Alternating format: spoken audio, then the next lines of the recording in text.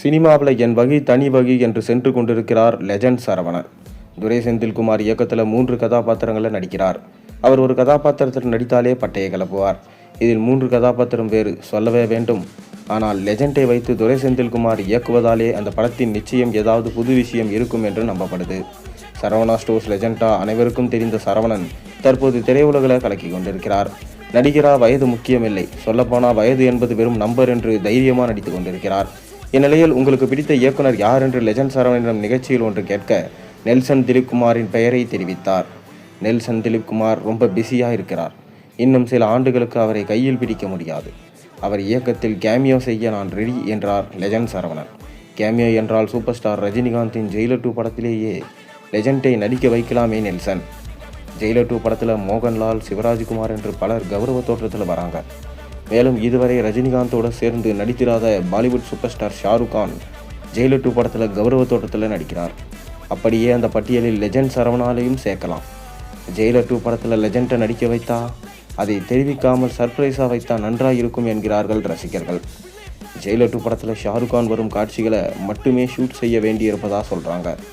இந்நிலையில் சண்டிகரில் பழைய கார்களை உடைக்கும் கம்பெனியில் போலீஸ்காரரான ஷாருக் கான் ரஜினிகாந்த் மோதும் காட்சிகளை படமாக்குகிறாராம் நெல்சன். படத்தின் முக்கிய ஹைலைட்டாக இந்த காட்சி இருக்கும் என்று சொல்லப்படுகிறது. தற்போது ஷாருக் கான் காட்சி தொடர்பாக தகவல்கள் வெளியானதும் கூலி படத்தில் அமீர்கான் வந்த சீன் தொடர்பாக தகவல்கள் நினைவுக்கு வருது. அமீர்கான் வரும்போது அரங்கமே அதிரும் என்றார்கள். இந்நிலையில் ஷாருக் கான் ரஜினிகாந்த் சண்டை காட்சி வேற லெவலில் இருக்கும் என்கிறார்கள். ஜெயிலர் 2 படத்தில் முடியாவிட்டால் ரஜினிகாந்த் கமல்ஹாசன் சேர்ந்து நடிக்கும் படத்தில் லெஜண்ட் சரவணாவை கௌரவ தோற்றத்தில் நடிக்க வைக்கலாம்.